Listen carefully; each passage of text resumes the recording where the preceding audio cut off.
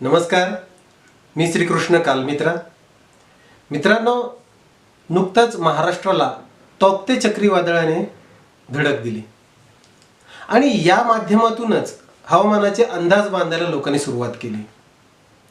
आपल्याला दरवर्षी हवामान खातं वेगवेगळे अंदाज वर्तवतं, पण निसर्गही हवामानाचे अंदाज देतो असं मारुती चितमपल्ली म्हणतात. त्यामुळे पशुपक्ष्यांकडून मिळणारे पूर्वसंकेत यावर आज आपण बोलणार आहोत. आपण जर या चॅनलवर नवीन आला असाल तर प्लीज या चॅनलला लाईक करा, सबस्क्राईब करा, बेल बटन दाबून लेटेस्ट व्हिडिओचे नोटिफिकेशन मिळवा, शेअर करा, आपल्या मित्रपरिवाराला चॅनलची माहिती द्या. धन्यवाद. यातील जे पशुपक्षी आपल्याला पूर्वसूचना देतात त्यातील पहिला पक्षी आहे चातक पक्षी. पावसाळा जवळ आल्याचे संकेत आफ्रिकेतून आलेले चातक पक्षी सर्वप्रथम देतात. पाऊस अगदी वेळेवर येणार असेल तर चातक पक्ष्यांचे आगमन लवकर होते. जर त्यांचे आगमन लांबले तर पाऊसही लांबणार. ही काळ्या दगडावरची रेघ. त्यासाठी कोणत्याही भविष्यवेत्त्याची गरज नाही. चातक पक्षी पिऊ पिऊ या त्यांच्या सांकेतिक आवाजात ओढू लागले की पहिल्या पावसाचे दिवस जवळ आले हे हमखास समजावे. दुसरा पक्षी पावशा पक्षी. चातक पक्षाप्रमाणेच सृष्टीतील बदलाचे पूर्वसंकेत देणाऱ्या आश्चर्यकारक घटनांचा पावशा पक्षी हा आणखी एक महत्त्वाचा दूत.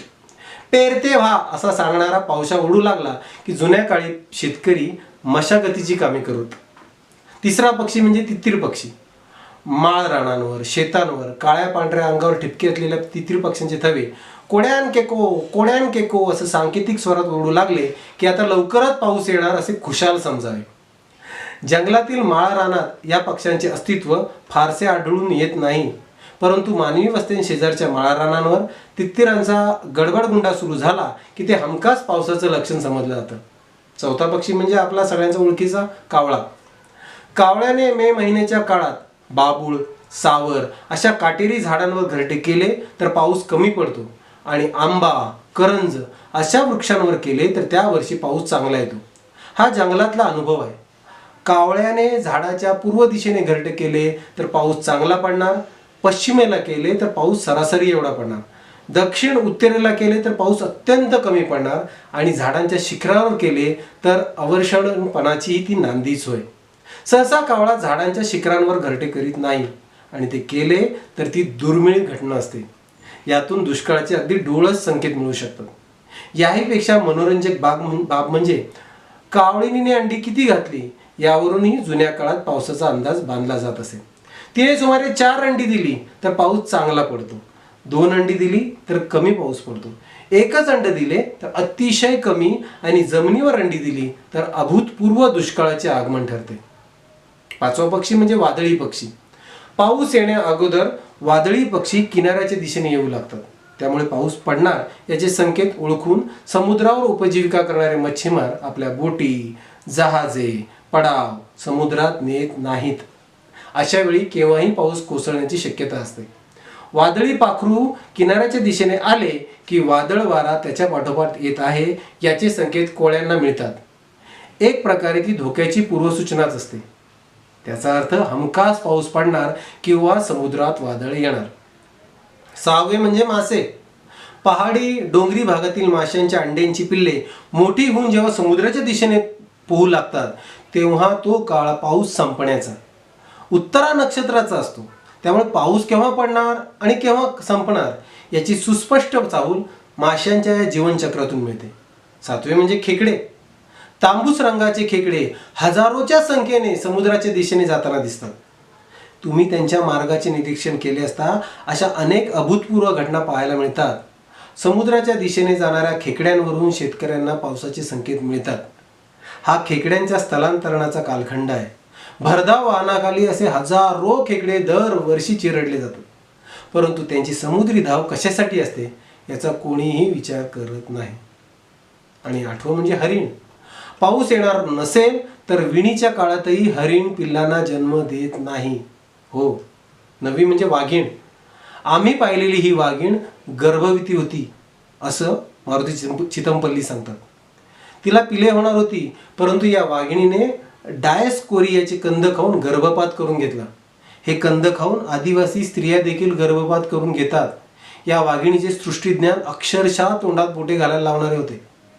यंदा पाऊस येणार की नाही, त्यामुळे जंगलात गवत राहणार नाही, गवत नाही म्हणून तृणभक्षी प्राणी देखील राहणार नाही, परिणामी आपल्या पिल्लांना भक्ष्य मिळणार नाही, त्यांची उपासमार होईल याची पूर्वकल्पना आल्यानेच तिने गर्भपात करून घेतला होता. वाघिणीच्या गर्भपातानंतर त्या वर्षी अभूतपूर्व दुष्काळ पडल्याचा अनुभव मारुती चित्तमपल्ली यांनी घेतला आहे. पुढचे म्हणजे वाळवी. जंगलात हमखास झाडे पोखरणाऱ्या वाळवी किंवा जिला उधई म्हणतात. कधी तिला पंख फुटत नाहीत, परंतु पावसाळ्यापूर्वी वारुळातून उधईचे थवेच्या थवे हजारोच्या संख्येने एका झपाट्यात बाहेर पडू लागले की पावसाचे आगमन लवकर आहे समजून जायचं. पावसाळ्यापूर्वी प्रजननासाठी वाळवीचे पंख फुटलेले थवे उडून एकमेकांशी समागम करतात. त्यातून त्यांच्या नंतरच्या पिढ्या तयार होतात. त्या जंगलात वारुळे तयार करतात. पुढचे आपले ओळखीचे मित्र म्हणजे काळ्या मुंग्या. हजारोच्या संख्येने काळ्या मुंग्या त्यांची पांढरी अंडी तोंडात धरून सुरक्षित जागी नेऊ लागल्या म्हणजे पाऊस नक्की पडणार हे समजावे. अत्यंत पुरातन काळापासून काळ्या मुंग्यांच्या हालचालीवरून पावसाचे अंदाज बांधले जातात. बिळामध्ये दडून राहणारे सरपटणारे जीव बिळाच्या बाहेर पडू लागले की ती हमखास पावसाची चाहूल समजावी. या प्राण्यांना पाऊस येणार असल्याचे अगोदरच कळलेले असते, त्यामुळे बिळात पाणी शिरण्यापूर्वीच स्वतःच्या बचावासाठी ते उंच जागांचा आश्रय शोधू लागतात. पावसाळ्यापूर्वी साप देखील मोठ्या प्रमाणात बिळाच्या बाहेर पडू लागतात. मराठवाड्यात तर प्रचंड संख्येने आढळणाऱ्या कोडंबा म्हणजे बिब्याच्या झाडाला बहर येणे हे देखील दुष्काळाचे संकेत आहेत. खैर आणि शमीच्या वृक्षांना फुलोरा आल्यास त्या वर्षी पाऊस कमी पडतो. कवठाला आलेला फुलांचा बहर हा वादळ वाऱ्याचे संकेत देतो. बिचुलाचा बहर आणि कुडज्याचा बहर तर अतिवृष्टीचेच हाकारे देतो. आपण आपल्या घराभोवती किंवा आजूबाजूला वेली पाहतो. या वेलीचे तंतू अगदी काटकोनात सरळ रेषेत उभे राहताना दिसू लागले तर ते चांगल्या पावसाचे लक्षण समजावे. धन्यवाद. हा व्हिडिओ तुम्हाला कसा वाटला कमेंट्समध्ये आम्हाला नक्की सांगा.